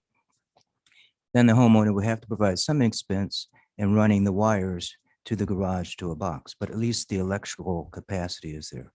So that's the argument. We think that's the most appropriate compromise. It solves and prepares, it provides still infrastructure we're putting in place for future homeowners. And Generally, it still allows, sorry, this is Commissioner Johnson. It still allows us to say that we're fulfilling the requirements of the IECC or this the standard that we're looking Yes. for. yeah, we're Just making at a an slightly amendment. higher, slightly lower level. Yeah, but we are requiring a 50 amp capacity, whereas before it was 40 amps. So we raised it a little, and that's minimum 50 amps. Okay. This diagram on the screen here shows the difference between amperage and charging time. Generally, the higher the amperage, the faster the charge. So you will see 40 amps is 25 miles every hour that you're charging up. Every hour you can charge, you get 25 miles out of it. The higher the amperage, the faster the charge. So going from a 40 to 50 amp over on the left-hand column, if you go to the right, then across from those figures for 40 amp, you get 25 miles. Going to 50 is 30 miles. Not a big difference, but it could be depending on the charge or the capacity, the battery capacity of the vehicle. If it's a large battery and it's going for a long range, 200, 300 plus miles, then it's going to take longer to charge. But if you have higher amperage, then it'll be a more reasonable charge, like 5.5, 6 hours versus 12 hours. So the point that I'm proposing here is to not assume what the preference of the homeowner, EV owner is going to be. Don't make that choice for them. Let them choose the size amp that they need and put in the wire, except we're saying have a minimum of at least 50. A builder, a custom homeowner could go up to 100 if they want, but a minimum. Codes or baseline minimum requirements, and we feel that this is consistent with code requirements. Yes, Commissioner Bossy. Thank you. And we talked about this a bit. With change, basically there's no wiring. It's just a electrical capacity. So my thought was, well, if the majority is going to be covered with a 40 amp or 50 amp, and any owner that wants to go beyond that is going to have that expense anyway. It's also a very big market attractor to have this wiring in there to start with. So it's not like it's a big negative. This is where the market's going. So I just wanted to kind of throw that out there. I understand the discussion about compromise, and of course the home builders in general are going to, resist any kind of additional requirements, and it happens pretty much every time, right? And so anytime we're trying to move the needle. So I just wanted to make sure that we're super clear of the change on that before we before we were considering a change. Basically now we have the electrical capacity, but we do have zero wiring in the where it's written as electric vehicle ready, that already had some wiring in it. So, I mean, a consumer may always make a different choice with all kinds of things. This would just be one more thing they may choose if they want to. If they want to have one of the electric Fords, they're going to have to upgrade it to 100 no matter what. So I don't know if it will be the will of the board to go ahead and just change that recommendation. But I just wanted to add a little bit more context to that. Well, we'll keep going. He is right. We'll keep on going. While we were on that subject, I just wanted to kind of throw that thought out there so we kind of chew on a little bit as we're listening to him. Thanks. I believe I have one more slide related to the EV charging. Oh, this is just showing the market. I think that was it. The dynamics of the growing market for EVs. I know that GM, General Motors, just unveiled their pickup truck during the Super Bowl this past week. And also the Ford 150 Lightning is actually being marketed now. It's not, I think you have to register and put your name on a waiting list, but it should be coming out later this year. And that requires a higher amperage, I believe is 80 amps. If you want this extended range, you could go up to 100 amps. So there's a lot of variability there. So I can keep going and we can come back and decide what changes we're going to make. Okay, so next slide. So that was the first item. The second one is electric ready appliances and equipment. And this is the one that Southwest Gas is very interested in. This proposal was not to ban gas, but to offer an electric alternative. And the bottom line to that, or reasoning for that, is greenhouse gases, that gas is a fossil fuel. It emits emissions to the air and contributes to global climate change. Southwest Gas will be submitting a formal letter in opposition, but I wanted to get clarity from the commission because the letter that you wrote and provided does not include this amendment. And I checked my slides from last May, and this was in the slides that I presented to you, but the commission at that time did not decide to include that. So if that's still the case, then we're willing, I talked to our building official, Michael Clack, to possibly take this out. It will cause some disruption. We heard verbally from Southwest Gas that they have many reasons why they would oppose it. I think the main reason is that it would reduce the use of natural gas because if builders are required to provide electrical outlets, then they're more apt to go to all electric homes, and it would shift the demand for natural gas. Once again, I haven't gotten that in writing from Southwest Gas, so we're waiting to see their formal comments, which we thought we received yesterday or today, but we haven't received it yet. So we're willing to, in conjunction with Michael Clack, is to take this out for now. And of the amendments, it wasn't a part of your letter, and so I prematurely placed this into the amendments. So we're proposing to take it out of Commissioner- the amendments. Commissioner Bossy. Thank you, Mr. Floyd, for bringing that to our attention. That was just an oversight on our part. I would suggest that was just an oversight, and kind of what's happening a little bit with SRP and the antitrust suit that just went through last week. We've got to provide equal options.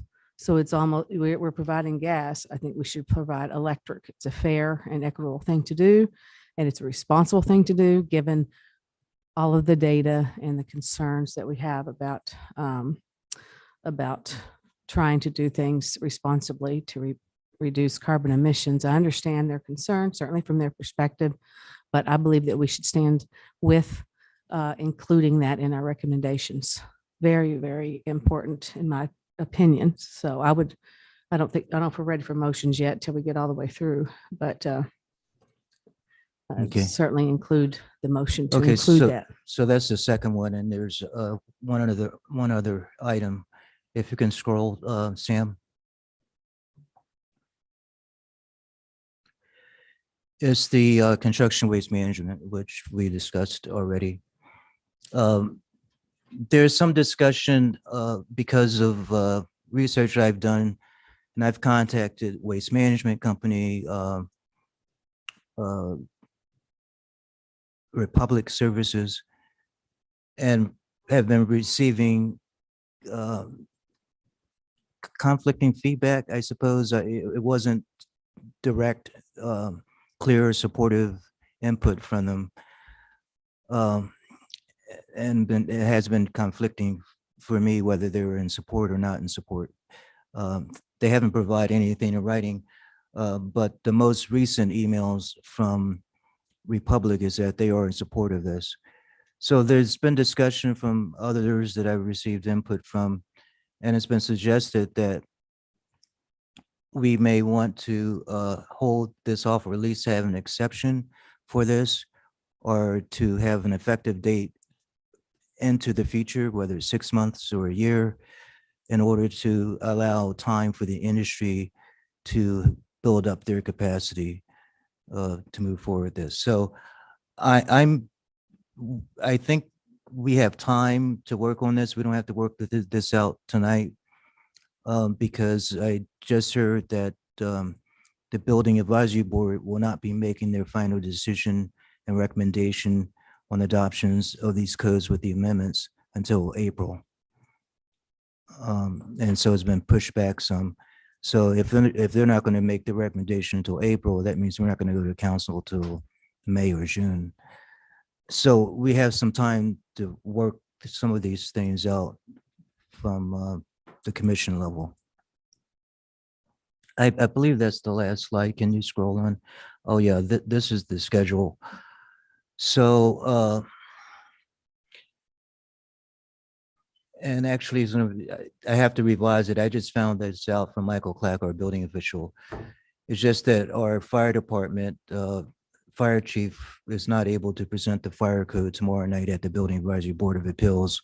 So that's pushed back a month. So we're going to deal with the fire code and building code in March. And then the final recommendations won't be until April from the Building Advisory Board. So that's going to push some of these dates back.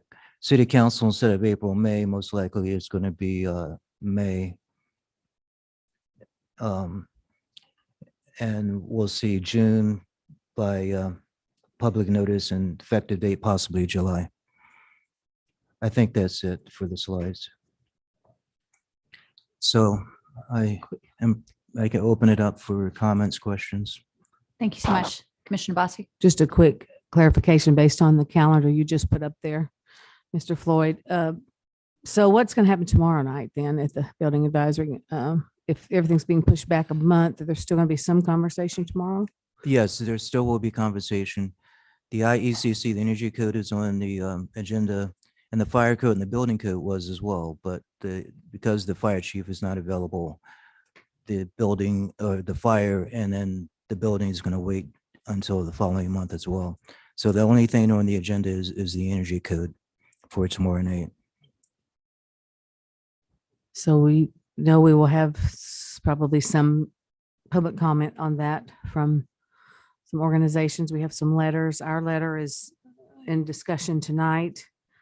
We're saying we could wait till next time. What would we give up if we don't have a letter Well- adopted to go tomorrow night? Or is it too late to do that anyway? or Well, what's- I will say tomorrow night, I know Southwest Gas is going to be at the meeting and they're going to make their statement. Mhm. Um, So staff is in a precarious situation, and I'm speaking sort of on behalf of Mike Clack as a building official. It may not be a recommendation from staff to support the electric ready appliances. But obviously this commission can, we don't have to be in a complete alignment. When you say that, is that just, you're just still in conversation about that particular point, about the Yes. appliances? And the building, like, as I indicated, the building advisory board is not going to make their final decision tomorrow night anyway. It's just for informational purposes. Yeah. So when you say that, are we to a point to elaborate on that? Or is that something we would talk about at the next meeting, why you're not sure where you're going to go with that? Because yeah, it seems pretty fundamental to me at this point where we are with climate action that we would have electric appliance accommodation as a baseline. So from my perspective, and also, in the real estate business where I see where the market's going and everything else, I mean, it's a market advantage. I'm not really I can understand from a gas perspective, certainly why they would wish not to do that. But from any other public interest perspective, I am just not seeing any reason at all. And I would like to understand that aspect better, why we would not do something like that in a green building code.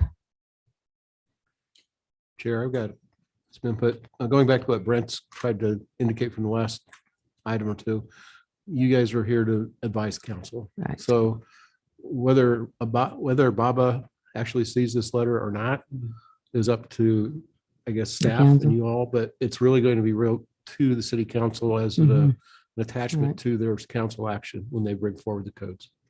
And to that end, we have already sent this, haven't we? Yes. It has already been sent. So at this point, I think that what we're talking about are maybe either amendments or supplemental information with other recommendations. But at this point, I think that Anthony's just sharing with us some of the concerns, and we can choose to address that right now, or we can table that to hear further information after this meeting from additional individuals, or provide additional research on some of this.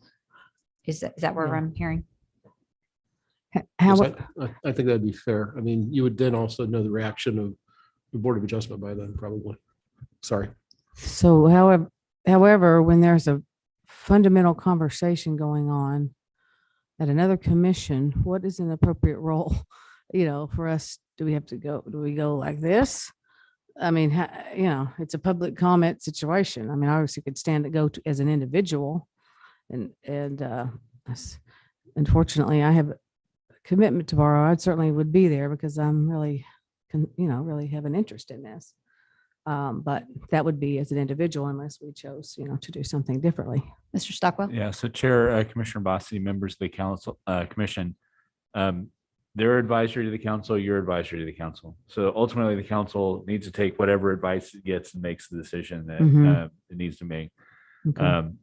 You are correct that you have the ability as a Scottsdale resident to go and speak at the Building Advisory Board of Appeals and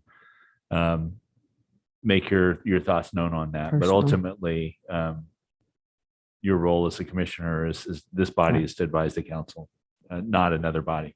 Okay. So then the action item potentially is to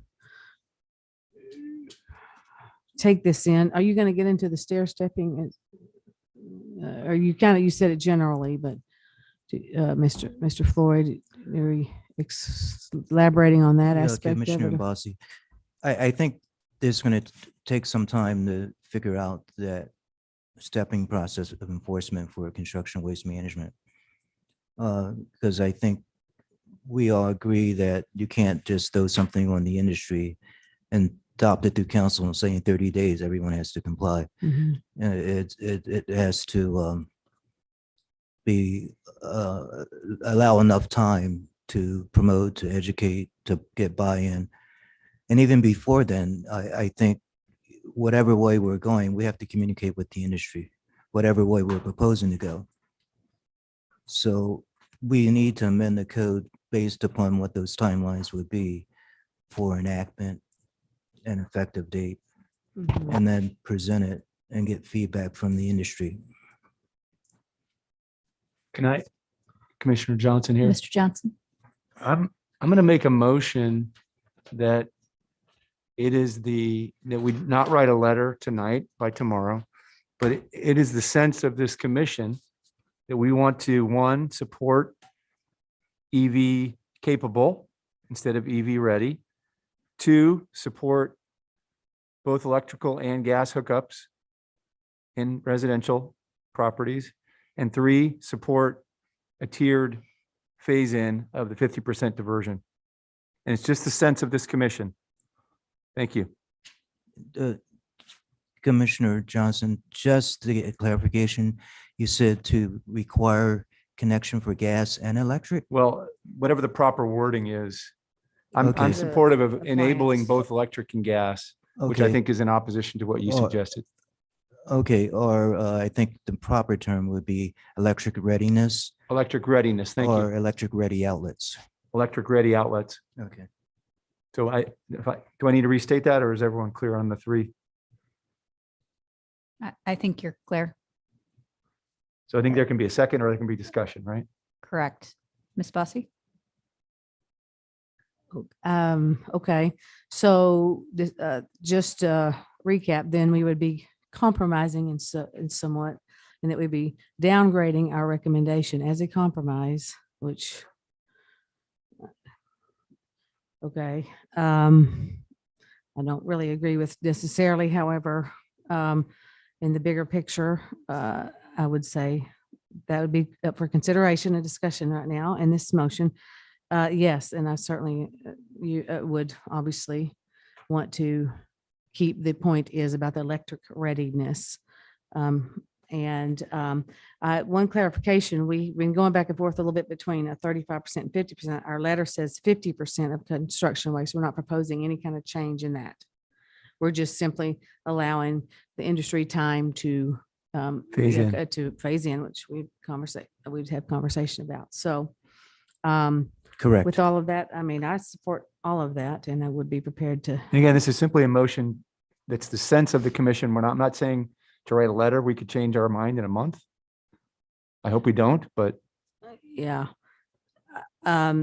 So the downside of waiting, could I ask staff what the downside of waiting instead of taking action tonight, in your opinion, would be? Given that we have a lot of conversation going on right now with a lot of people who are opposing. Mr. Brown? Who on the commission is writing these letters that we've agreed to? What? I don't know that that's been established at this particular time. I mean, I think. my right motion now- isn't calling for a letter. Yeah, It would be amendments to this. Well, right now, It's you're the- just saying. I'm saying it's the we- sense of this commission. Right. This is our position on these three items. Okay, I It's would, not a letter. okay, we yet. can, okay. Could be a so- letter next month, but it's not a letter yet. Or it could be one tonight still, but It right could now. be one it's not. tonight Okay, I still. would second that motion for, just to get things moving. I mean, at the end of the day, I think what was just discussed is that we have no ability to write a letter to anyone else but to council. Mhm, yeah. So it doesn't, there is no impetus for us to do it tonight because the package that council will be actually voting on is way in the It's future. April. It's No, April April? or yes. It's not way. And I don't want this electric thing to get lost because that's a big that's a big oversight, I think. Okay. Uh, Mr. Floyd? This, Anthony, just to be clear, I think the commissioners need to hear the arguments from those groups that have submitted comments, including the Home Builders Association, the Multi-Housing Association, and Southwest Gas. So because you need that information to help you make a decision. And how would we, are those, is the meeting that these will be presented at televised, just like? Yes, these? it's Okay. televised, so you can listen to it. So we would be able to listen to that and actually have that inform any further discussion. Correct. Okay.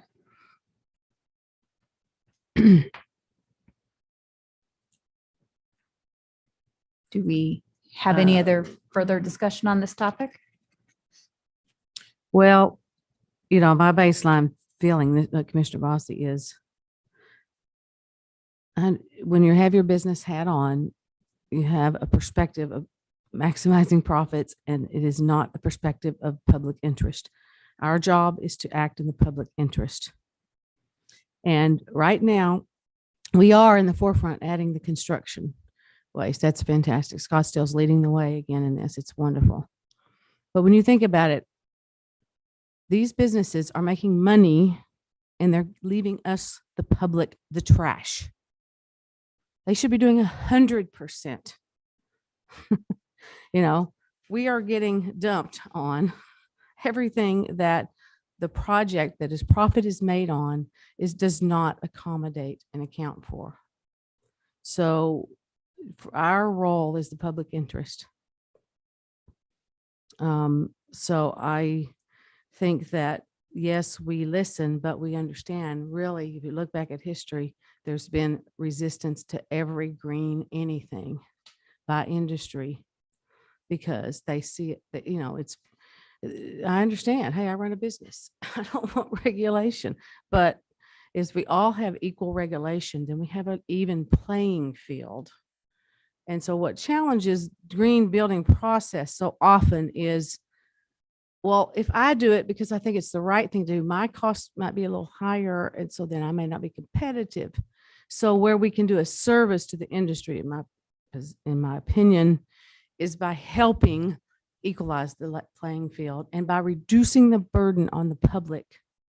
And if the end user wishes to have a product, they pay the price for it in the building process. Everyone has the same requirements, therefore no entity is at a disadvantage. So I would just say that as a perspective that I've observed over the years and being involved with these kinds of things over the years. So yes, we want to hear the perspectives, but we, history will tell us it's pretty much just don't regulate me. As I've seen in the past. So what I see about losing it as a month, but I'm okay with waiting till next month, but no later than, is that we do have a lot of conversation going on around this at this moment. It's pretty heightened conversation right now. And we do have at least our baseline, which is great. That's awesome. We were ahead of the game on that. Thank you for helping us do that, Mr. Floyd. But, and one of them is a compromise. So we're lessening our request. Well, really both of them are. Two of the three are compromised to make it easier for industry.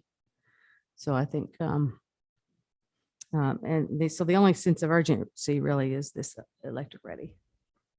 So with that, I guess I would second the motion. Let's see, but how do I do that? No, with conversation, can we add that we revisit the letter at the next agenda and adopt some revisions at the next meeting, no later than the next meeting?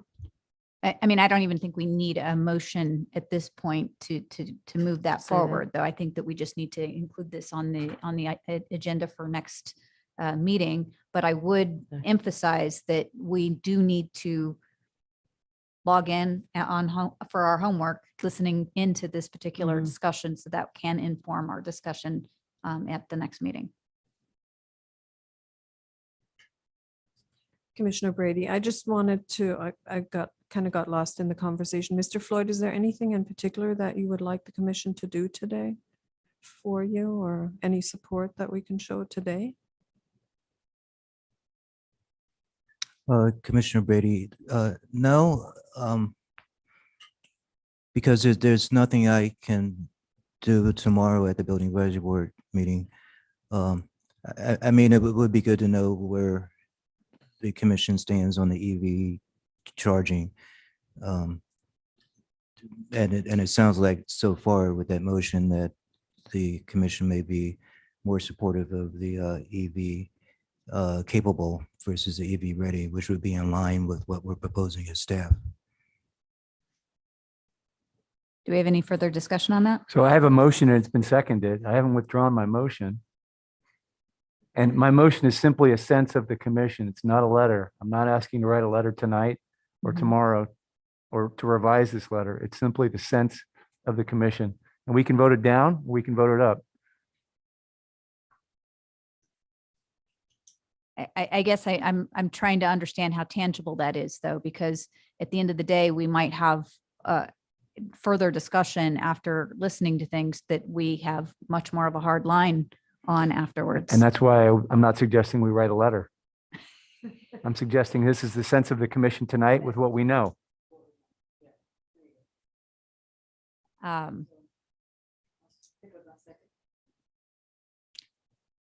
So we're voting on that we have a sense that we agree to the sense of the commission right at the moment, that we support the downscale from EV ready to EV EV capable. that we We support electrification, if that's the right Electric ready. word, electric ready. and then we We're supportive support of a tiered phase in of the construction diversion waste goal. diversion. That was my motion. It's been seconded. We can go ahead and have a roll call vote. Very good. Chair Crisman Lazar, I am supportive. Vice Chair Coletta, Support. Commissioner Bassi, Commissioner Brady, I'm going to abstain. Don't know enough. has Commissioner Kuklik rejoined us? No, he is Gary? not. Okay, very good. Commissioner Johnson Aye. and Commissioner Scheck. I'm going to abstain also, as I would need further information. Very good. Let's see, we've got 402, yes. So it does pass. Thank you for that. I do look forward to better understanding the issues and going ahead and refining this position at our next meeting. One other suggestion that I might make is that you still have the option and opportunity, even if you can't attend the meeting, to submit written comments. That's something that you can do. It needs to be into the, would it be Michael Clack? Well, it's linked to the agenda. Okay, link through the agenda. You can submit those as a citizen and feel free to go ahead and do that. You have to have it in, I believe, 90 minutes prior to the meeting. So I will forego item number 6 unless somebody has something burning that they want to add on the work plan development. And proceed to staff updates. Mr. Connor. I try to send out whatever I receive from different sources to you all as it comes in. So I really have nothing tonight to update. Thank you.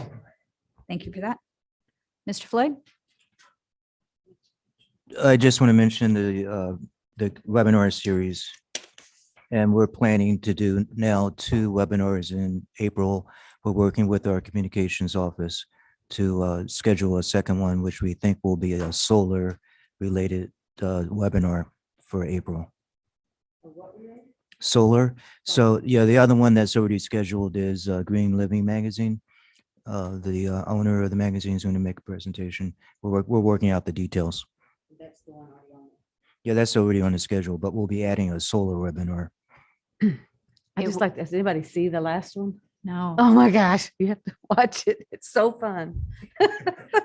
They're so fun. The gardening ones are, they just make you want to go get the shovel and a bucket and seeds and go for it. Thanks for that. Mr. Stockwell. 26 days until the sustainability director, Lisa McNeely, starts, but who's counting? The Sustainable Scottsdale steering team spent their February meeting working with ASU to continue to review and refine the buckets for which all of the different general plan and other items fit into. Also some stakeholder and department analysis on there, and also some opportunities and challenges associated with each, all, to support the sustainability plan moving forward. So continue to work on that. And that's my update. Thank you. I did submit into your packet the resume and the cover letter from Ms. McNeely. So just for your information. Is there a press release or something that we could share with others that's out? Is there a press release y'all could send us that we could share on the hiring of There the was director? no press release, but you could certainly, the email that I forwarded or I had forwarded to you after last meeting, you could certainly share that. We'll do a announcement after she's actually on board. Oh, after on board? Because certainly in the spirit of your communications directive, that is a huge one, right? To make sure that is widely generated and that we all share it in all of our ways that we can do that and do the happy dance. Yeah. So for example, our diversity director started a couple of weeks ago. We did get a news release out about her joining this week. So there will be something after she starts. Yes. Okay, thank you. So, yes, one more thing. Mr. Connor, is it possible to send, you gave us some great dates as far as sort of the sketch of what we think where we are on those, and get them on, make sure get them on our calendar. I was trying to jot down everything. Yeah, I'll send something out. I'm very hesitant to send all of this out because it's just got wheels underneath it and it keeps moving. But yeah. The more we could get on our calendar. Of course. Of course, So my certainly. calendar is super packed. Great. In terms of our last item, we have review anticipated items for the March 2022 commission agenda, including requests by commission members for items to be included.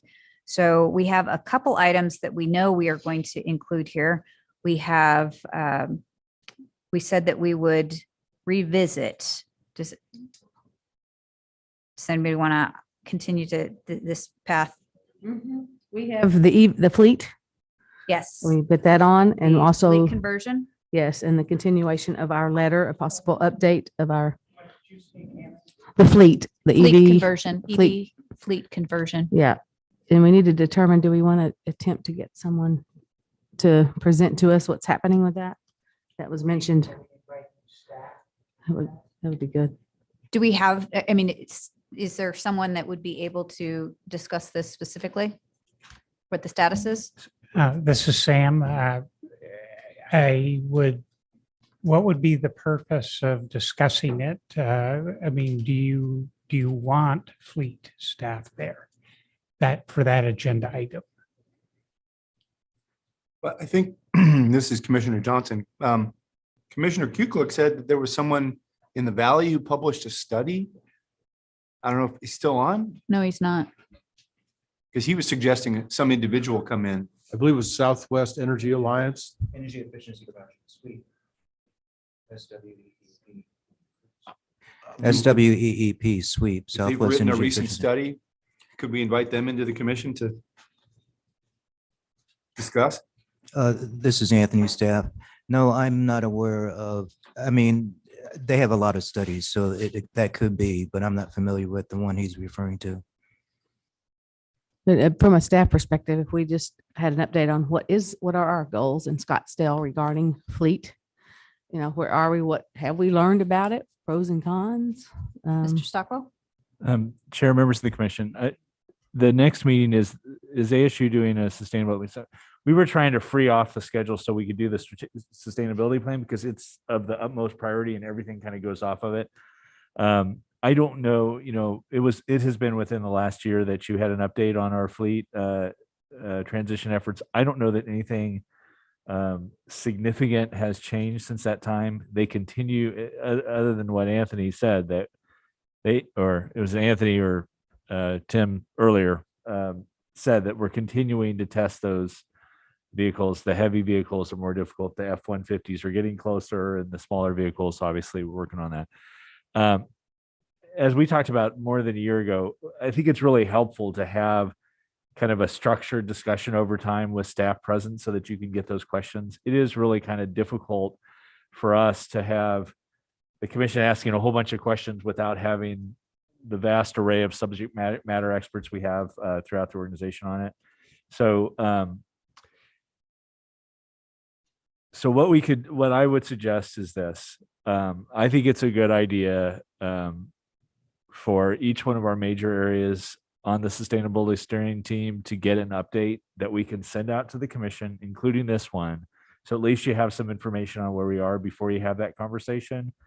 And then you can take a look at that and figure out who you would like to invite in for more detailed discussions. Again, with this understanding that the sustainability plan is our number one priority. We've subverted, everything on our staff level to focus on getting that sustainability plan done. And we are getting to the point in time where it really needs to demand the commission's top resources in order to get this draft to the council by June 21st, which is our date for that. So, but I sense the fact that we're not getting updates enough on all these other efforts. So between now and the next meeting, we'll work hard on that. And then you can still have the item on there, and then hopefully we'll get you a little bit more information before that.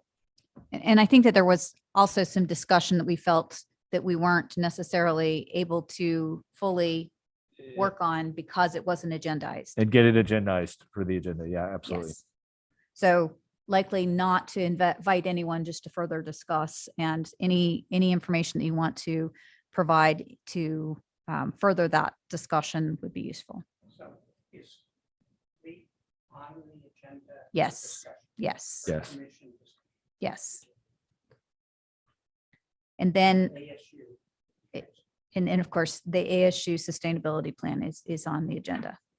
Is there any- The leaf blower is done. So we would have to approve the letter. Yes, we have to have the leaf blower on there. Leaf blower goes on. Leaf blower goes on, yes, Because we're going to approve the letter. yes. It's going to be a packed agenda. Maybe the leaf blower, should we table that? I don't think that this should be a long item. And we also definitely have the energy. Yes. Yes, green construction. Chair, is there any more discussion about the citizen tree inventory update? I can do a quick update. I don't think we need much. Commissioner Johnson, I can just give a quick update. I don't think we need, and we've got the approval to move forward, so. And Chair, if I may, Tim, the next meeting date is which date? It is the week that Lisa arrives. Oh, yeah. Yeah, it's the 16th. It's the 16th. Yeah, we had checked that. So Right. our new sustainability director should be here for your next meeting. The other thing I'm noticing in this is Has it been moved yet? Coming on board. it's the 23rd is the next one. Spring break, I believe. So we'll need to communicate that to issue. Yeah. So Oh, if I may for a minute. So I would suggest that we always have on the agenda the date of the next meeting so that we have that. So we should do that. The other thing we should do to help the commission out is for things that are kind of standing items of which they need updates on, we should get kind of a list of some of those so that we can provide updates and they can discuss those things. And so let's work together on that so that we can get a number of these things highlighted there to handle them. So. Okay, I don't really follow the exact, what you're discussing, but. I'm sorry. So, yes, it appears that you have a number of standing items at this point, like the tree inventory piece. And we can add the leaf blower on there and a number, just have them kind of in a row, these things that you need updates on or things that might take more than one meeting on so that you could talk about them, handle them quickly and then move on. Okay, That's understand. Yeah. Okay, Yeah, like the PR yeah, yeah, publicity ideas. yes, definitely. Mhm. Okay, And I've had a standing offer here for for procurement. sustainable purchasing or Yes. procurement from ASU, but I agree with Brent's point earlier wholeheartedly that we should focus like a laser on the sustainability plan. So I like that point a lot. Definitely. It also gives some time for your new sustainability director to get on board, get familiar with the issues and be able to help advise you with No this time. as well. So No thank you. sleep. And this is Sam, and with the sustainability director on board, maybe that would be the time for the general plan summary at the commission meeting. Okay. After they finish the Sustainability. sustainability plan though. Yeah, I appreciate that as well, because even the comment about fleet electrification or alternative energy uses, those are all covered by the general plan. So there's already a policy statement that's included in there. Then what we need to do is talk about how we're implementing those items and getting feedback from you all on that. So we just need to get a little bit more structure on this. And I would feel a lot more comfortable with that, because then we could plan to get staff here. And Chair, I know you've tried to do that through the work plan. I think we talk about this every month. So we're just trying to get better at it. Thank you. Thank you. So I think that, we're good in terms of the items, unless there's any other items that we can. I think we really should try to keep this as felt as possible. So I would move to adjourn if we are good. Second, Commissioner Johnson, second. All righty, meeting is adjourned. Thank you. Thank you.